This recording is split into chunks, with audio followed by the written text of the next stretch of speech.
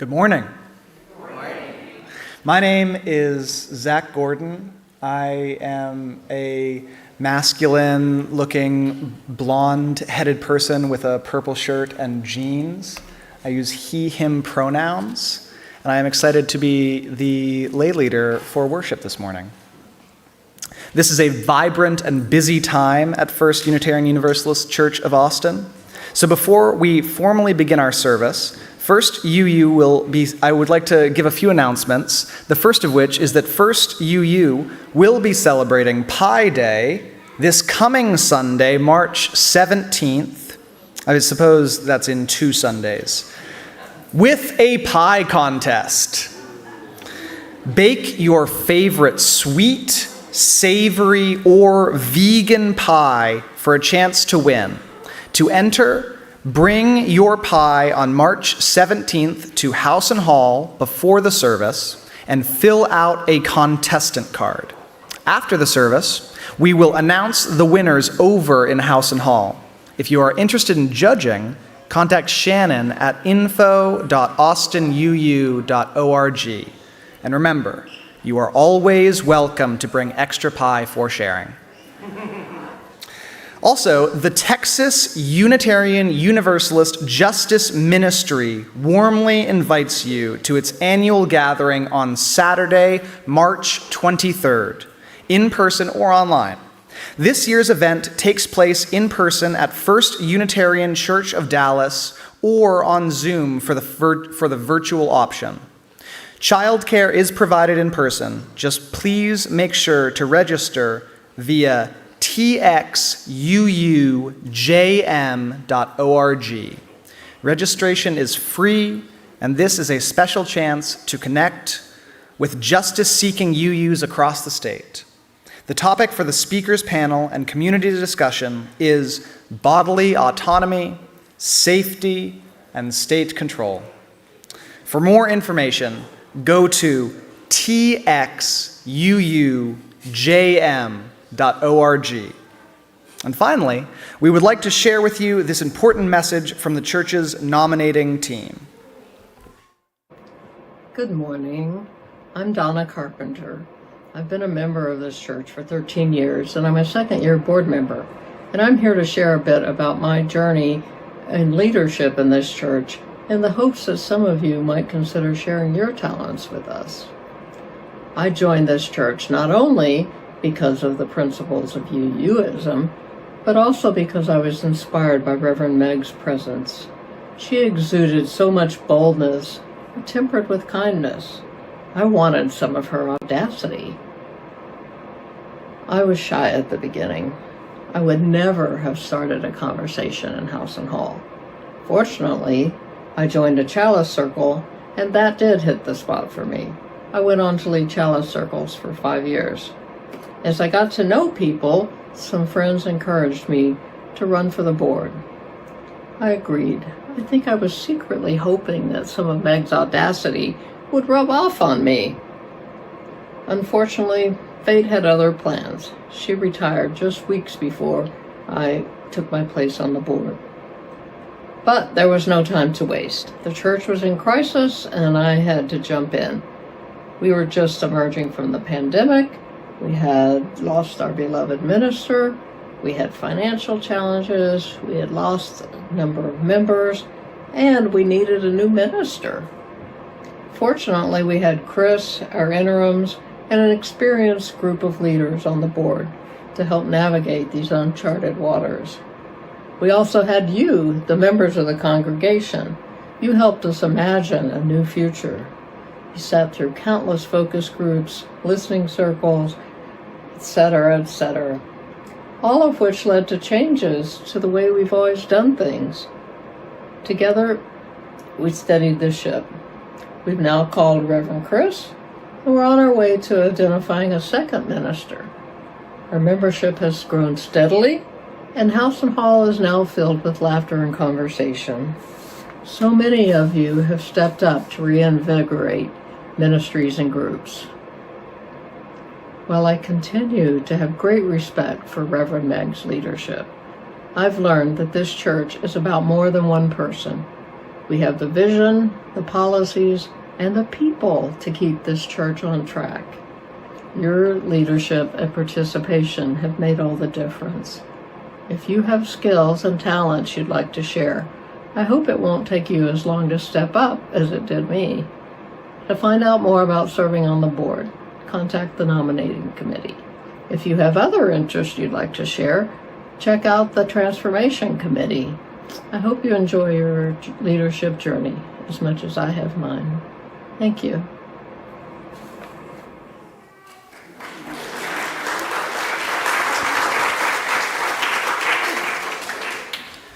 All are welcome to speak with representatives from the nominating team at their table in Howson Hall after the service. Now, let all who have gathered in beloved community, whether in virtual space or in person, join our spirits in worship together.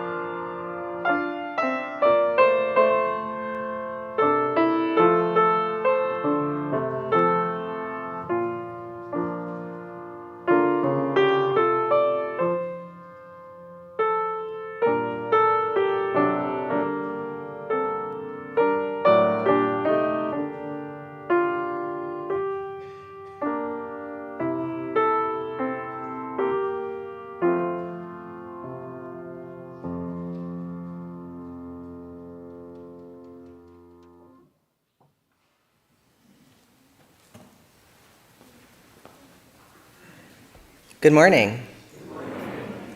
Whether you are joining us online or here in the sanctuary, welcome to First Unitarian Universalist Church of Austin.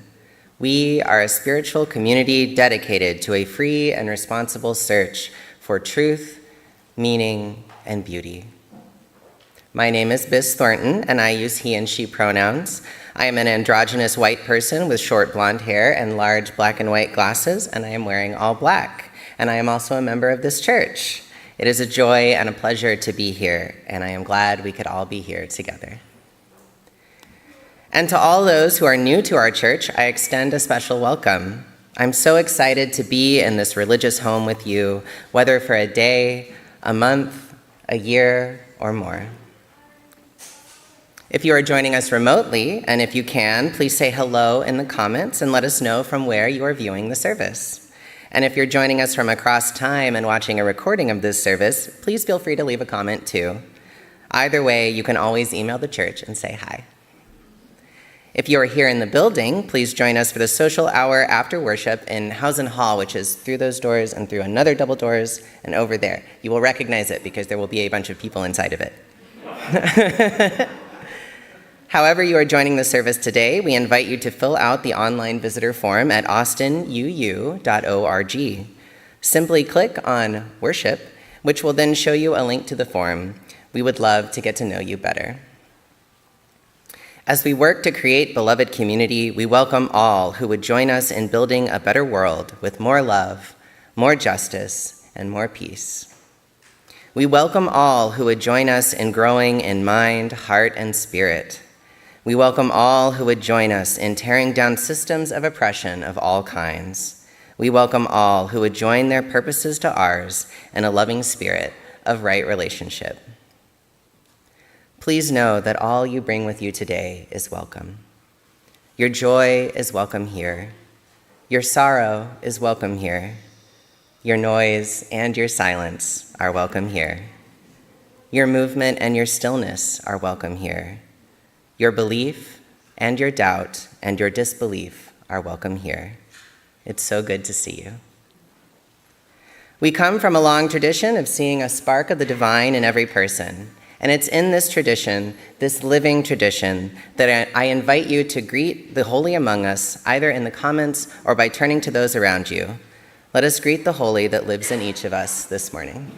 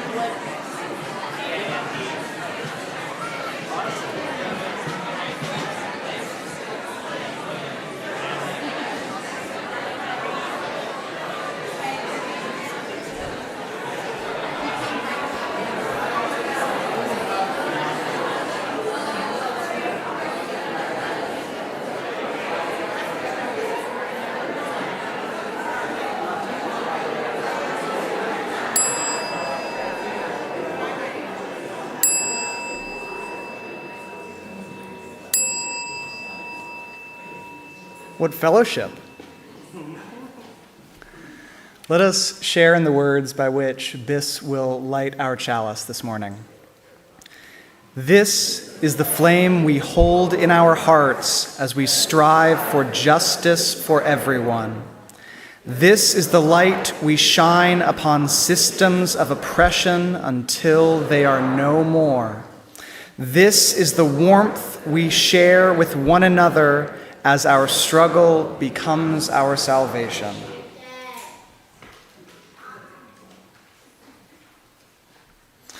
Our call to worship this morning is by the Reverend Kimberly Quinn Johnson, a Black woman and a Unitarian Universalist minister.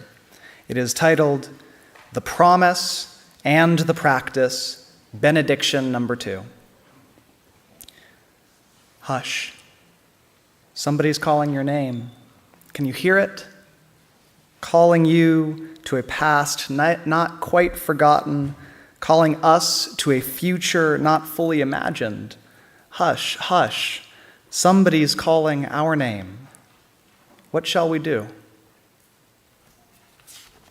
Now, please rise in either body or spirit, and let us sing together Number 6, just as long as I have breath in the gray hymnal.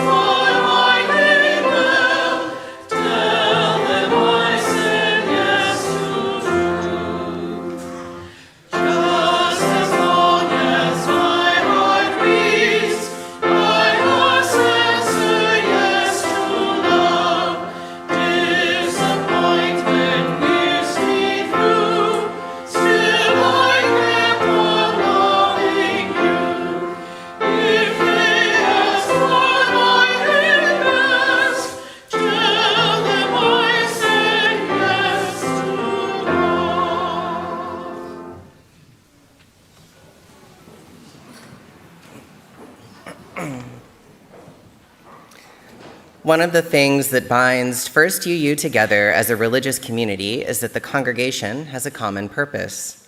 For First Unitarian Universalist Church of Austin, that common purpose is the mission. The congregation wrote it together and put it on the wall in the sanctuary. Every Sunday, church participants say it together so that we may more readily carry it with us in our hearts throughout the week. Let us say it together now. Together, we nourish souls, transform lives, and do justice to build the beloved community.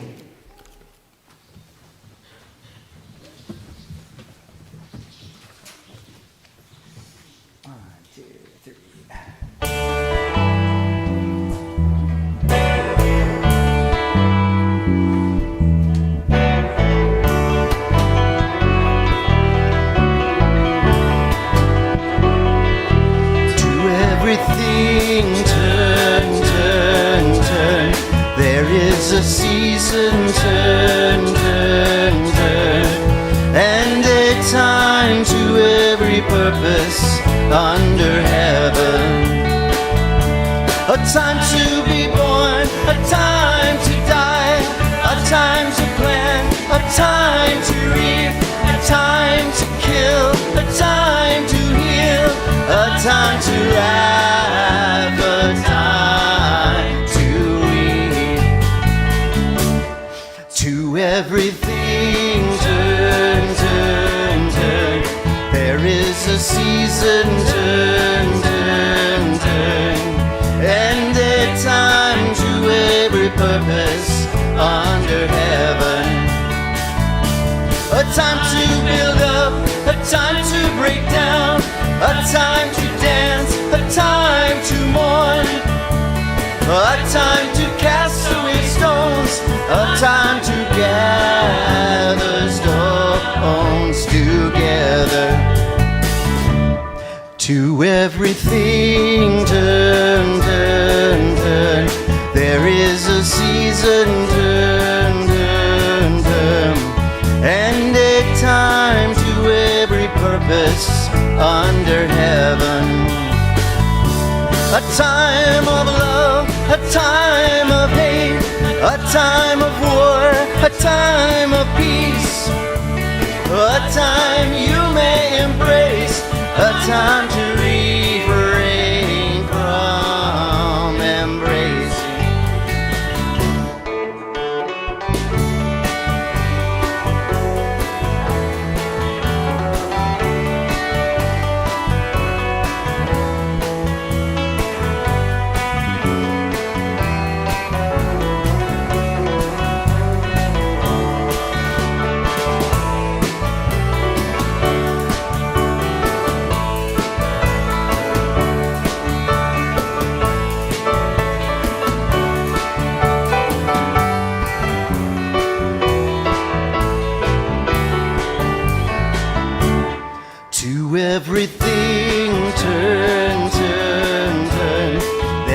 is a season, turn, turn, turn, and a time to every purpose under heaven.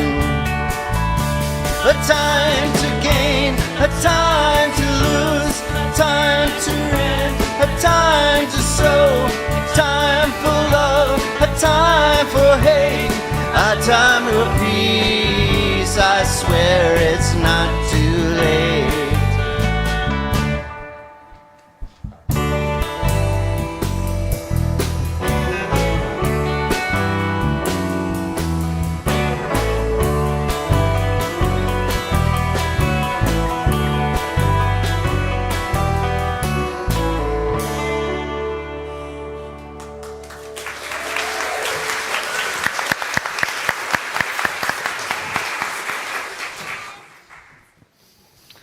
It is that most holy time of the service in which we get to tell a story. So I will ask any children, lovers of stories, or anyone courageous enough to come to the front of the hall to please join me up here.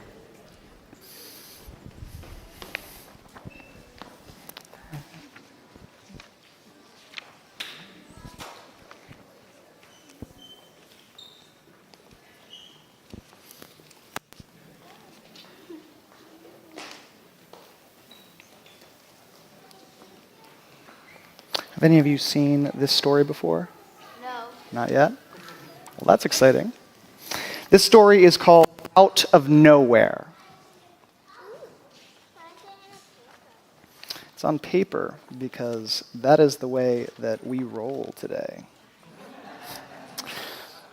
Once, I had a friend. She arrived out of nowhere one day. I asked where she'd come from, but she just didn't know. She stayed with me, and every day we shared a picnic on the big rock looking out over the forest.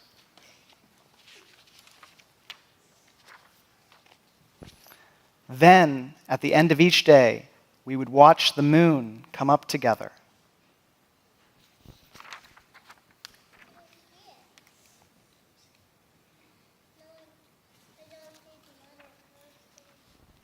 But one morning, I woke up and my friend was nowhere to be seen.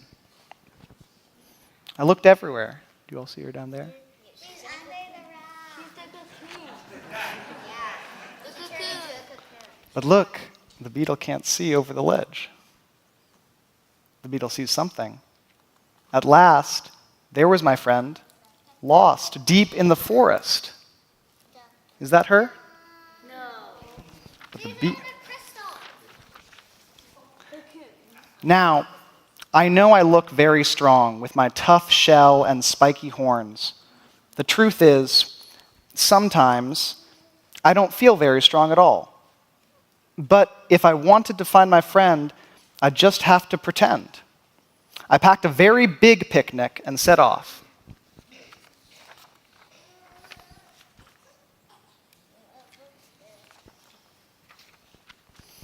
I sang a song to myself to feel a little bit stronger. I'm a beetle, and don't you know, I'm not afraid of a hungry crow. Yes, I'm a beetle, and can't you see, fearsome frogs don't frighten me. Oh, I'm a beetle, and haven't you heard? I'll keep singing till I run out of words. No one bothered me much, so I think it worked. And then, just when my big, brave song finally ran out of words, I was there. But I realized I'd made a very big mistake.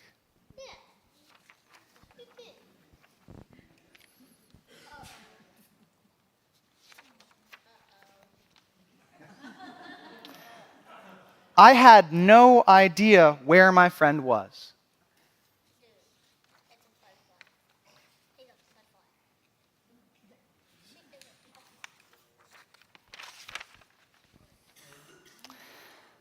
I was tired, and it was a very long way back to the big rock. So I decided to stay for a little while. just until I got my strength back. And then, out of nowhere, someone suddenly arrived.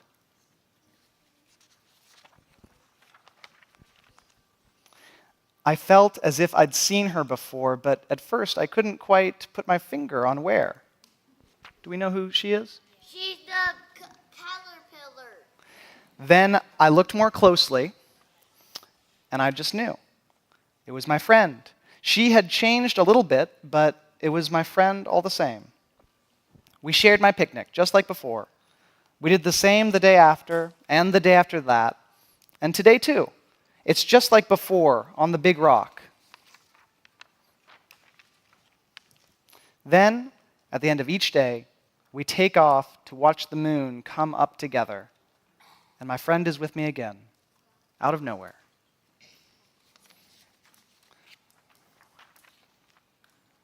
Our friends may change, but the love we feel for them remains the same. Now, thank you all for listening to that story. The story is over, but our time with friends doesn't need to be. So if you all want to go out to the playground, anyone who would like to is welcome. And would all else please sing the breathing meditation together.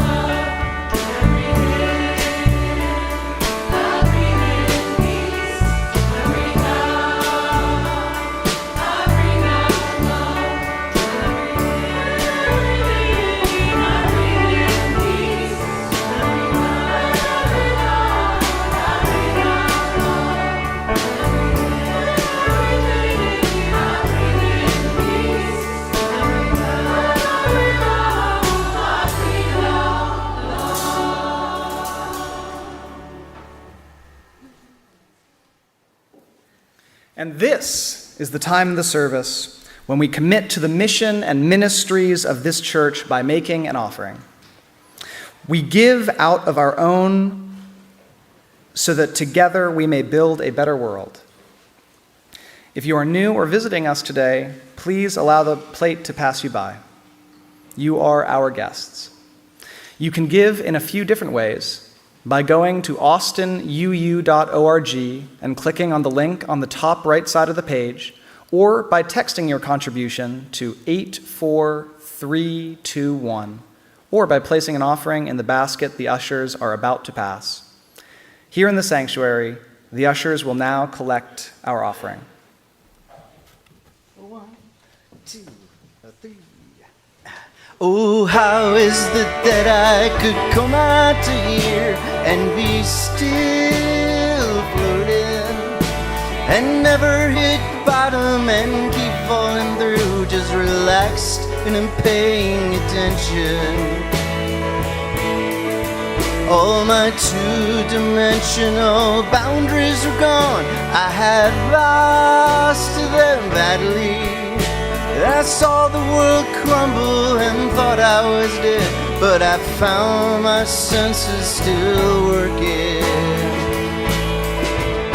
And as I continued to drop through the hole, I found all surroundings to show me the joy that innocently is just stay quiet and feel it around you.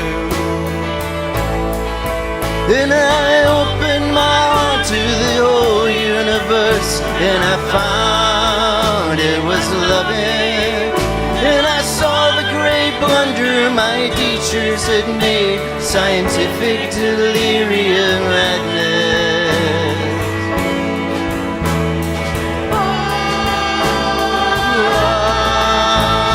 Oh, I'll keep falling as long as I live, or without ending. And I will remember the place it is now that has ended before the beginning.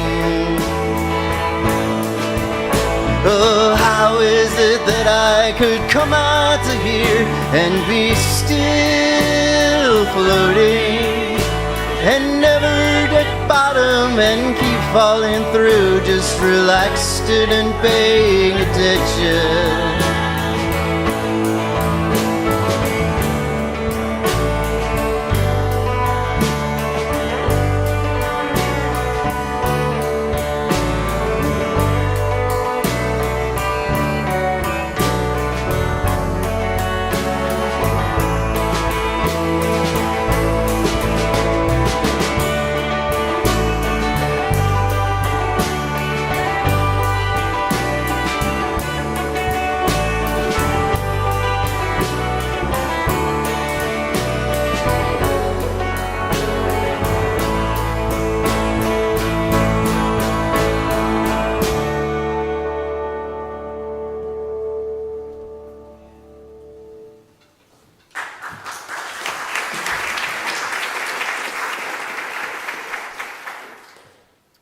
All blessings on your gifts, and all blessings on you as givers. The reading today is by Jess Reynolds, a white, non-binary writer and a Unitarian Universalist. It is titled, "Carry Me into the Dark." Orion rises in the winter dark, shoulders and knees, a belt, a bow, held taut before the charging bull.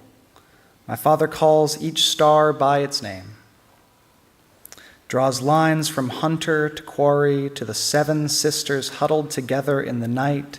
I am not afraid of the dark.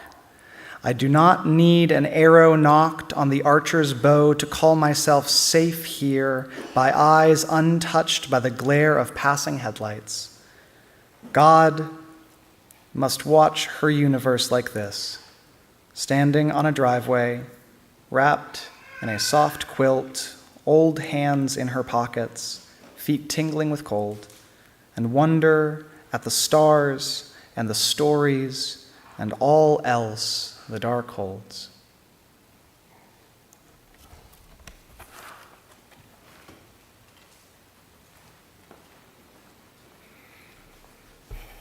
This is the time in our service where we center ourselves together. We breathe together. And breathing together, let us sense one another's loving presence throughout our world and across time. Breathing in and breathing out. We follow our breath to a deeper place inside, a place of greater wisdom, a place where a spark of the divine resides within each of us. Whatever we have brought here today, let us greet it with love and compassion carried in our breath. Hello, my body. Hello, my mind. Hello, my heart. Hello, my past. Hello, my future. Hello, everyone. Together, let us enter into a time of sacred silence where we find that the ongoing sounds of this world also speak with the voice of the divine.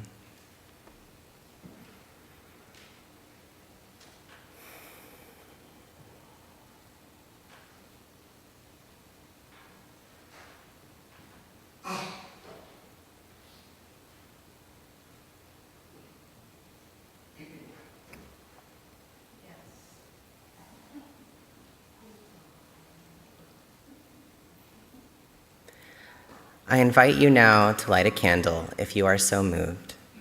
Candles representing sorrow, joy, hope, remembrance, resilience, compassion, a wish, a prayer, a lamentation, whatever it is you need to honor during this time.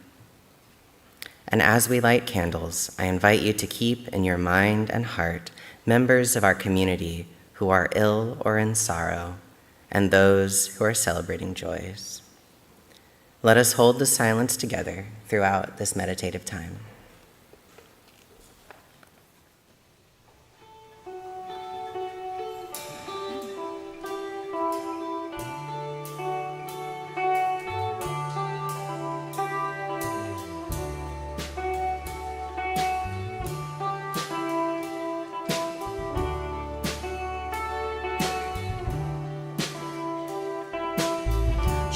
changes now, changes now. Things that seem to be solid are not.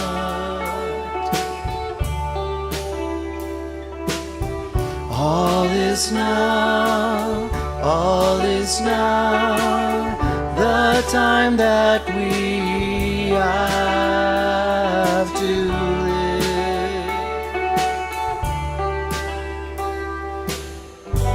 Gather all that we can,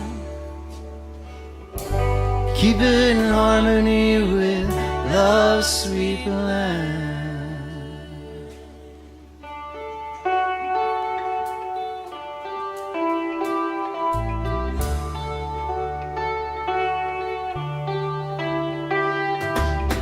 Truth is real, truth is real. That which is not real does not exist.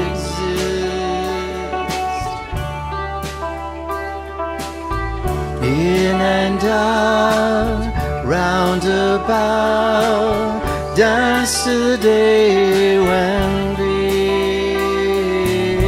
is gone. Gather all that we can, sweep in harmony with love's sweet land.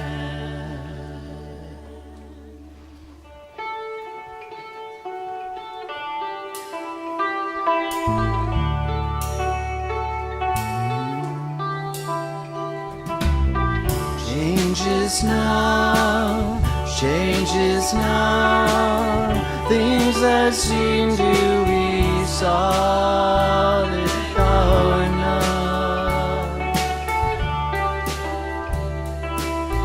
In and out, round about, dance the day when fear is gone. Fear is gone. Fear is gone. Fear is gone. Fear is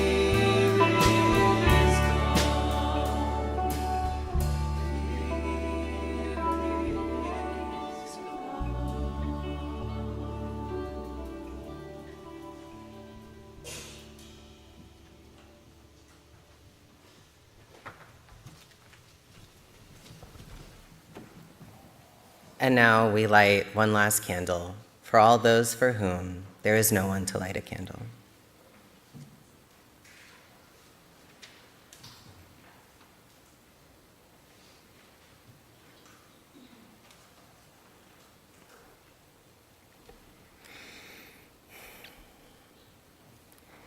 It is the eternal and infinite now and then and forever moment of poetry and the gods. I just wanted to let y'all know what kind of sermon we're having this morning. You ready? You coming with me? Are we here? All right. It is the eternal and infinite now and then and forever moment of poetry and the gods. And a young man named Kyprisos is hunting. A tamed stag is Kyprisos' favorite companion. It is beautiful and held sacred by all the nymphs of the woods. Kyprisos loves to garland its neck with beautiful flowers and jewelry made of precious gems and metals. The stag is powerful and gentle and lovely, with graceful legs and mighty antlers and dark, dark eyes, themselves garlanded with long, beautiful lashes. One day, as Kyprisos goes into the woods to hunt, the stag sleeps in a shady spot beneath some trees. As Kyprisos stalks through the woods, he hears the telltale rustling of leaves, the quiet breathing of an animal. He takes his bow in his hand and moves faster than his thinking mind. Not knowing at what he aims, Kyprisos lets fly one arrow, and one arrow is all it takes. He approaches a shady spot beneath some trees and finds the body of his beloved stag, pierced with that single arrow. By mistake, he has killed his friend. Kyprisos is seized with grief and regret, and he falls to his knees and weeps, and he prays to the gods that he might grieve forever and ever over the body of his beautiful friend. His lamentations rise all the way to the ears of the god Apollo, whose heart is moved by such despair, and so he answers the prayers of Kyprisos. He turns the young man into a cypress tree, a tree of mourning which weeps with its sap, a tree which may weep forever and ever over the innocent death of what was most honored and most loved. This is a story about transformation. It is the eternal and infinite now and then and forever moment of poetry and the gods, but it is also somewhere around the year we call 40 of the Common Era. And a woman named Mary is crying. She has been crying for a long time. She's crying outside of a cave where her teacher has been buried. Her teacher was murdered a few days ago, executed, in fact, by the government. And Mary is racked with grief and loss of his beautiful smile, his loving touch, his strange anger, his odd and clever turns of phrase. A whole world is gone without him. Mary is crying because her teacher is dead, but also because his body is gone now, humiliated, executed, and now his body has been stolen. By who? What further degradation might the government be visiting upon her teacher? She has brought friends to help her, to bear witness to what has happened, but as soon as they look into the cave, they go running off again and not saying a single word to her. Alone, confused, and still grieving, Mary continues to cry before finally stooping to look into the cave another time. Now there are two people inside of the cave. They seem strange in some indefinable way. They ask her, "Woman, why are you crying?" She tells them, "They have taken away my teacher, and I don't know where they have taken him." Mary turns away from these strange figures and sees someone else who is also a stranger. Looking at him, she thinks that perhaps he is the gardener of this place, and he says to her, "Woman, why are you crying? Who are you looking for?" And she says to him, "Sir, if you have carried him away, tell me where you have laid him, and I will take him away." She looks away from him again, still weeping. He doesn't answer her question. He just says her name. He says, "Mary." She turns back to him, and in shock, she suddenly realizes. She shouts, "Teacher," and she embraces him. It is him, her beloved teacher, her friend, miraculously returned to her, not a mirage or a see-through ghost, but all of him, a mind which knows her name and a body which can be held. She did not recognize him, but now it is all so clear. This is a story about transformation. It is the eternal and infinite now and then and forever moment of the poetry and the gods, but it's also 1985, and a man named Lou Sullivan has been writing a lot of letters and having a pretty rotten year. In January, he got extremely sick with mono. In June, his sister fell extremely ill herself, and Lou became her caretaker while she and her husband and their 3 large dogs, which Lou cannot stand, are all living in Lou's apartment. In December, to top it all off, his 4 pet finches that he'd had for 7 years all die at once. His relationship with his boyfriend is not going well, and he's lonely, and he's feeling a lot of despair. Because Lou Sullivan isn't just writing letters about getting mono and caring for his sister and hating the dogs and losing his birds, he's also writing letters trying to find someone to perform a particular surgery for him, and everyone is telling him no. Lou Sullivan is a gay man who is also transgender, and in 1985, this is unthinkable to much of the medical establishment that Lou relies on for his healthcare. So Lou writes letters, and his friends all over the country write letters, but all the surgeons keep saying they don't understand, They think he's trying to do something impossible. They think it would be malpractice to do what he's asking them to do. They don't believe he can live a quality life. They believe that if he is attracted to men, he should just be a woman and not a man. And so they tell him, no. Depressing. What a rotten year for Lou. But even through his despair, he keeps on trying. He makes new friends. He works on his book. He writes in his journal. He starts riding motorcycles and also tries to learn the piano, and he keeps writing the letters. After all, back in 1980, he had found someone to do a different surgery for him, so he figures he'll keep trying. Then, in 1986, all of a sudden, his friends start getting letters with good news. He found someone. In the end, after writing letters to everyone all over the country, it's his old surgeon from back in 1980 who says he can do it. Dr. Brownstein, who has an office right in town. It's not the exact surgery that Lou was looking for, and it's outside of Dr. Brownstein's expertise. There are even aspects of the surgery he has never performed on another person before. But he doesn't have a problem with Lou being gay, and Lou already knows him from a previous surgery, and he's the only person who said yes, so Dr. Brownstein seems like an excellent choice.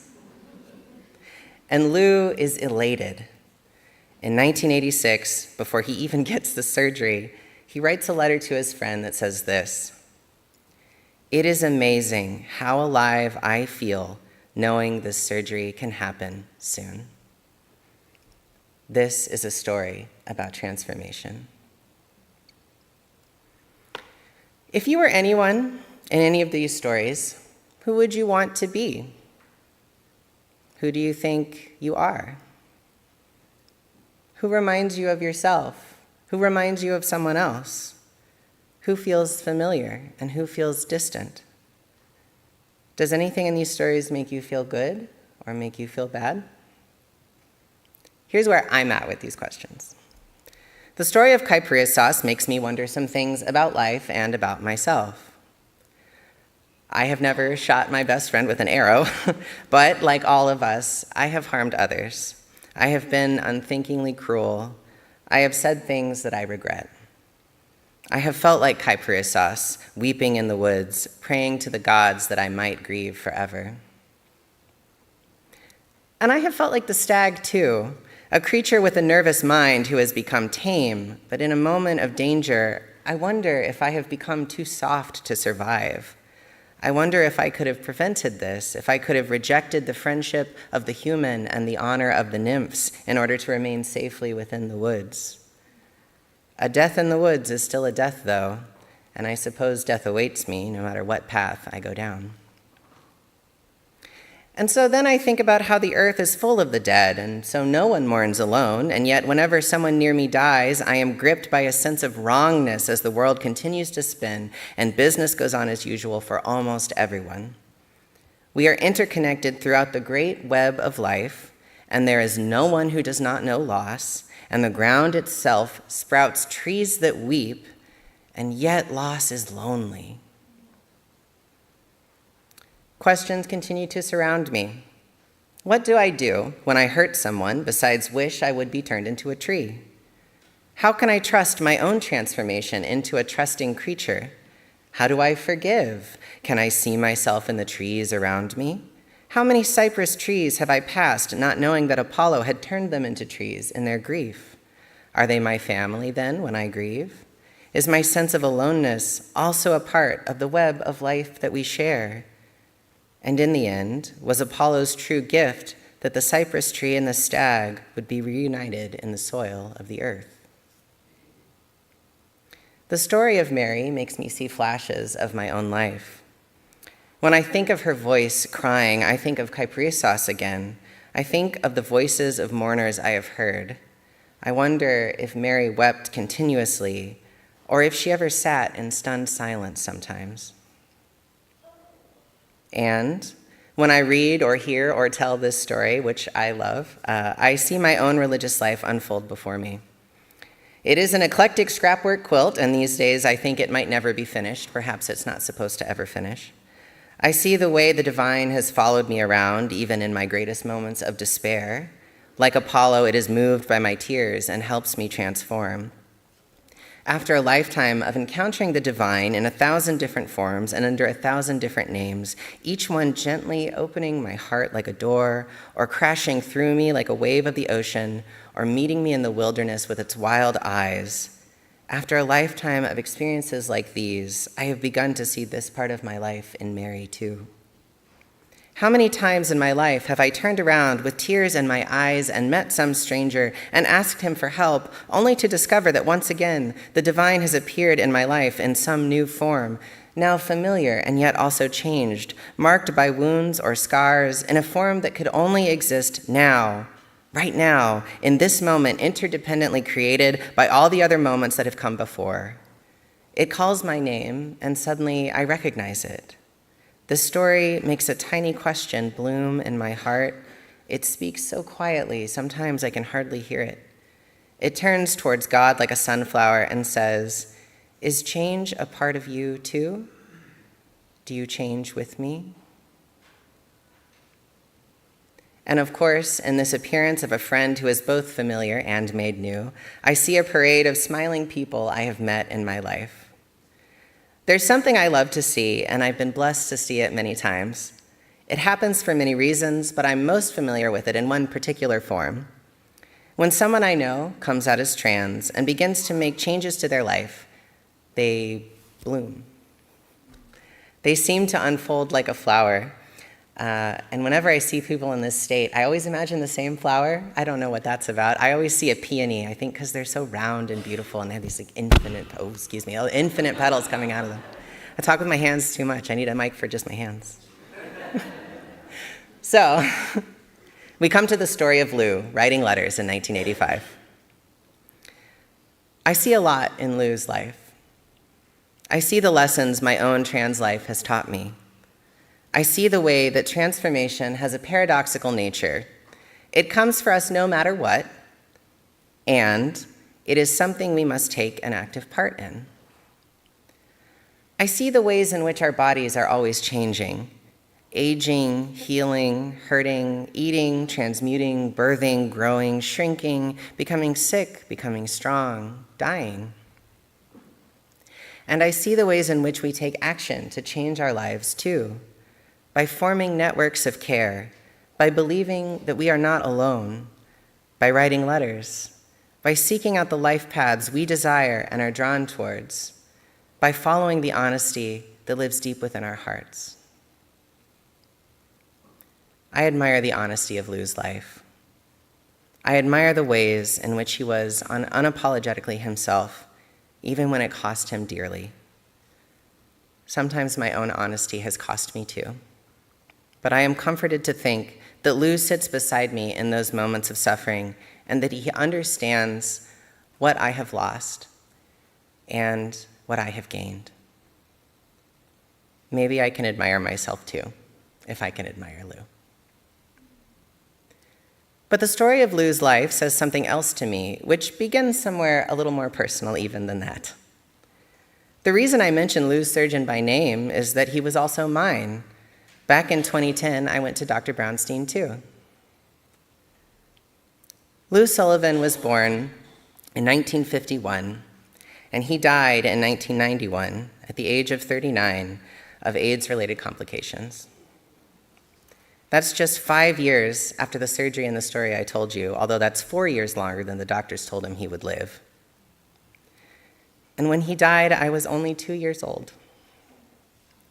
Between his community building, his research on trans lives, his determination to stand up to the medical establishment, and his own personal life of joy and dignity memorialized in his journal and letters, Lou had an immense impact on my life.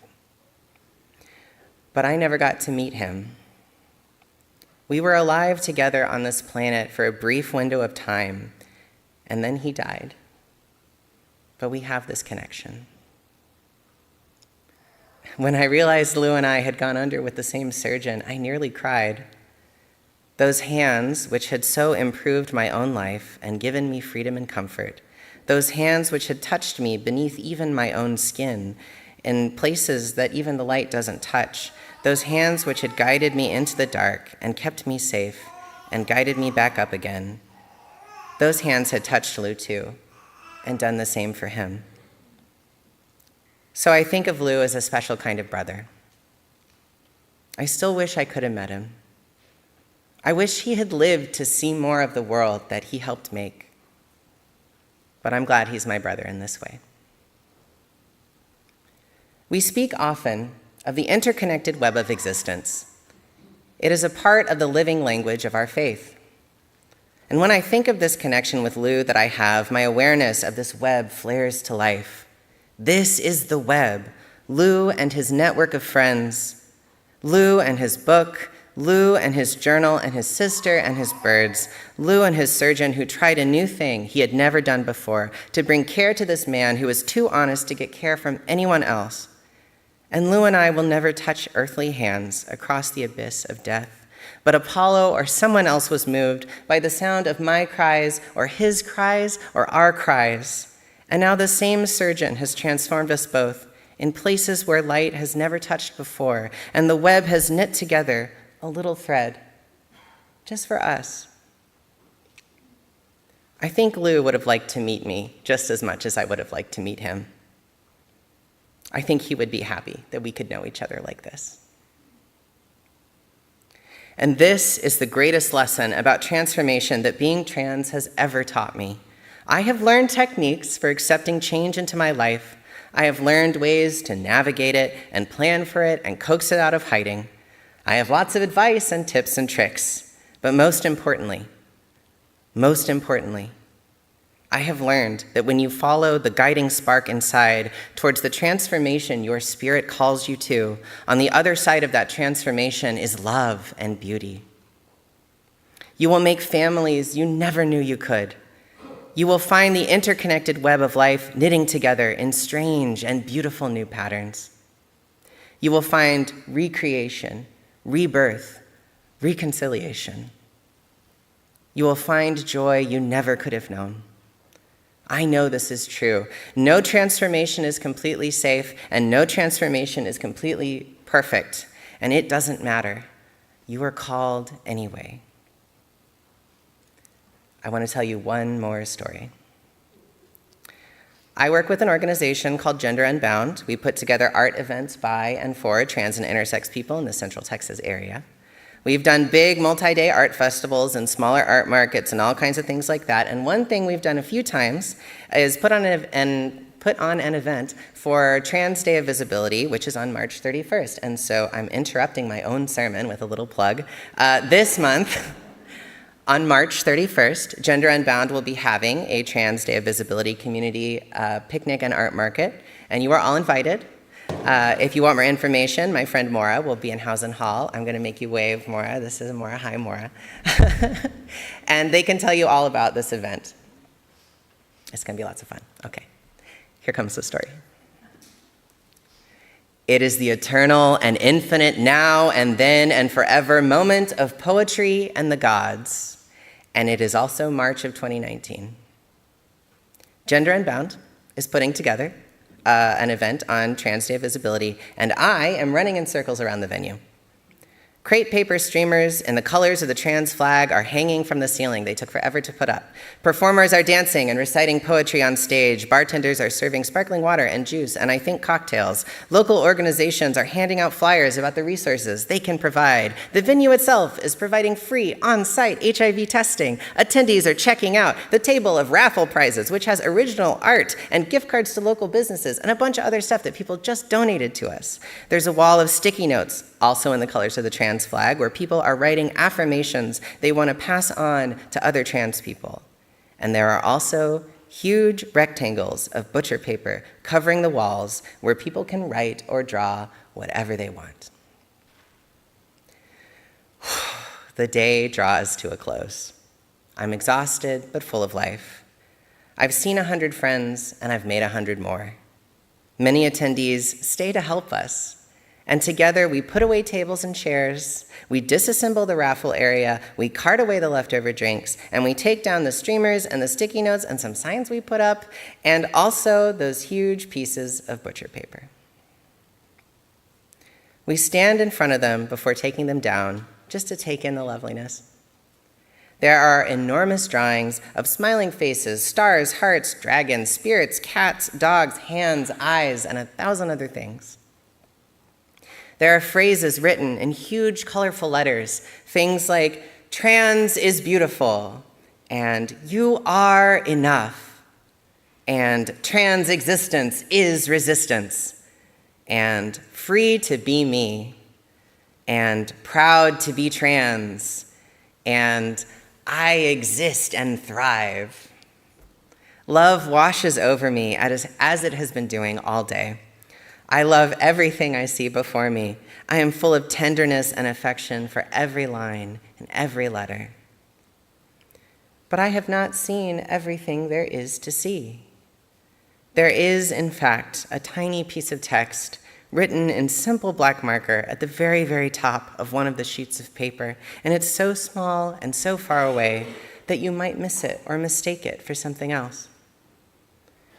But at the end of the day, in this moment of calm, I am able to see it, and as I read it, I am gripped as if I am hearing a choir of angels, as if I am seeing the very face of God, as if I am being told the good news of the whole universe, and I must race away and tell everyone what I'm hearing for the rest of my life.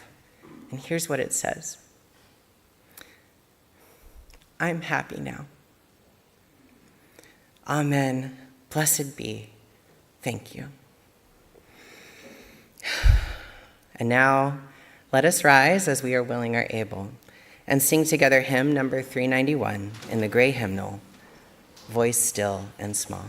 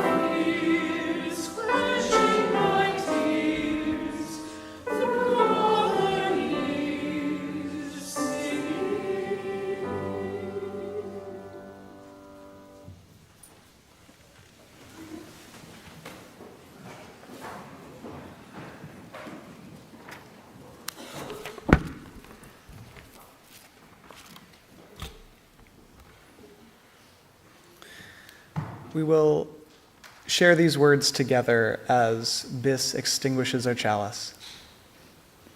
We extinguish this flame, but not the light of truth, the warmth of community, or the fire of commitment.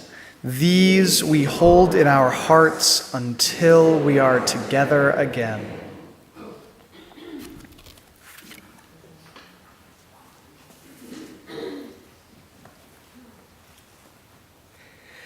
My friends, may many sacred stories find you and offer you their wisdom and comfort. May your heart know how to find the stories that it needs. May you be continually surprised by the new family that comes from transformation. May your old and present and future selves all meet one another in compassion. And may you find yourself realizing again and again that you are happy now. Amen, and blessed be. Go in peace.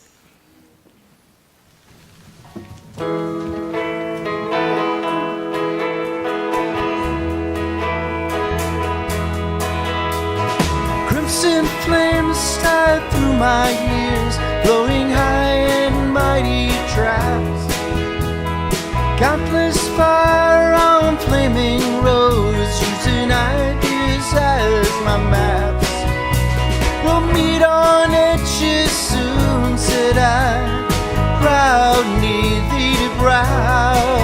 Oh, but I was so much older then, I'm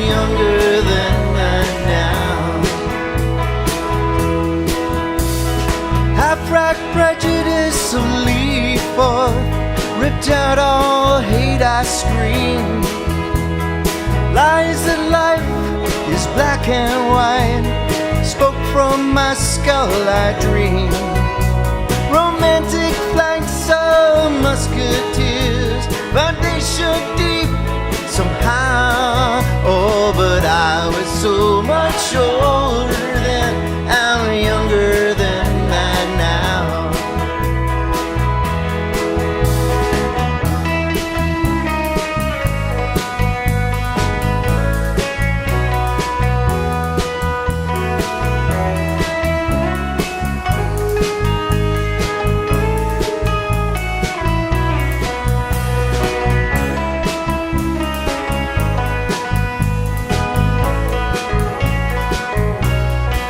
Ah, but I was so much older then, I'm younger than that now. In a soldier's stance, I aim my hand at the local dog to preach, fearing not I'd become my enemy in the instant that I preach. Sisters fled by confusion boats, mutiny from stern to bow. Oh, but I was so much older then, I'm younger than that now. Ah, but I was so much older then, I'm younger than that now.